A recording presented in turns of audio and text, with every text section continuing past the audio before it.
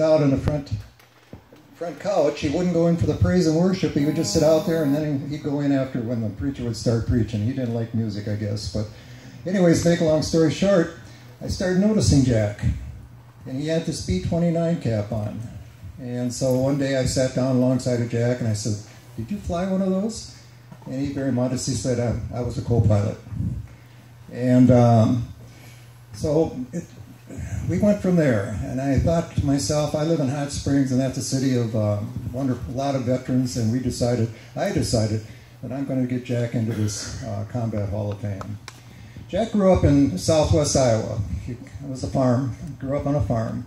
He was a senior in high school when World War II broke out, and he did one semester, or I believe it was a semester in college, and then he enlisted in the Army Air Force cadet program. Upon completion of training, which was at many airfields, Jack was assigned first officer on a B-29, and he flew out of Guam.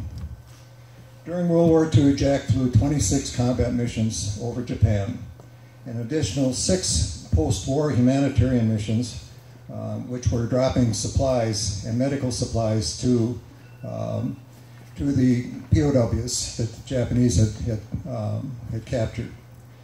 Jack had many assorted missions, from weather reconnaissance, in which they were aloft for 17 hours, and basically what they were doing was just mapping weather for future flights and so forth.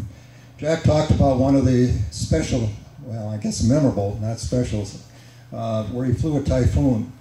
And they flew into a typhoon, and it was so rough that when Jack brought the airplane back, or when the crew brought the airplane back, the crew chief wasn't very happy. They had the wing had been bent, and they had much fuselage damage, and so crew chief was not very happy. But one thing about it, Boeing does build a good airplane. This is something that I think is probably the most special thing about Jack. And 2 of his missions were very highly secretive, and I think Jack could almost have bragging rights on this one. And that is, his crew flew the decoy airplane for the Enola Gay and Boxcar for the bombs on Japan. And after the second bomb, Boxcar, the Emperor still did not surrender. And Jack says the next day, the Air Force launched 1,025 B-29s on Japan. And the Emperor surrendered the next day. If there was anything left, yeah. One of the things that, after the war was over, Jack went into the reserves, and he was called up for North Korea. And he flew 22 missions in North Korea. And he also was given additional responsibility as mission planning officer. Now, mission planning officer, they have 2 primary targets and 1 target of opportunity.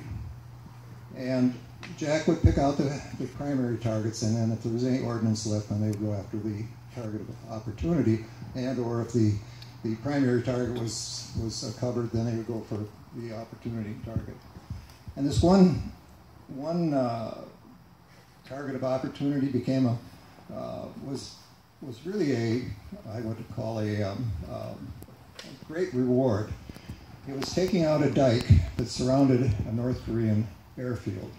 On that airfield there were many MiGs, and they took out the dike, and Jack said when they flew over on the next mission, all they could see at the airfield were tails of MiGs sticking out of the water. So there was 15 feet of seawater all over the airport, and the airport was never used again.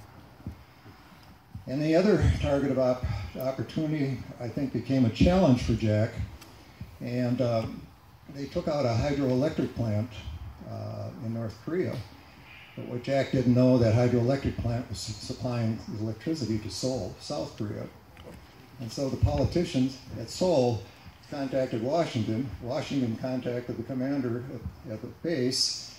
And when Jack returned from the mission, it was General 4-star LeMay was there to meet him.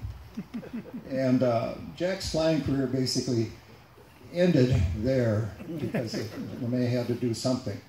But because Jack had only 8 years left to get his 30 in, LeMay worked a deal with Jack, and Jack was sent back to Fort McDill, and then he went on to missile training school, where he worked for an individual called Werner von Braun. Does that name ring a bell?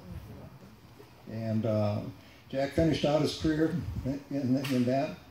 I think this is a humorous story, poetic justice. Early in Jack's flying days, when the B-29, there was a B-29 that had to divert to Clark Field in the Philippines. Had lost 2 engines, and Jack was shuttling crews, mechanics and parts and stuff back and forth from Guam to the Clark Field. And Jack's memory of the Philippines was, let's see if I get it perfectly right here. Jack said he never wanted to go back to the Philippines because of the stench of dead bodies, snipers. He slept in the airplane, and he couldn't get a good cup of coffee. Now, the poetic justice here. When Jack retired, he and his wife, Conchita, became Gideon missionaries. And he spent the next 15 years in the Philippines. Ladies and gentlemen, give it up for Major Jack Dillon. Oh!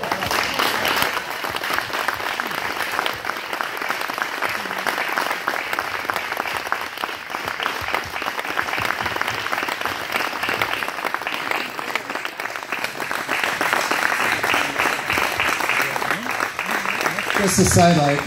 Jack, I'll come down. Is it? Well, you want to come on up? Come on up. Sidelight, Jack just had his 93rd birthday. Oh.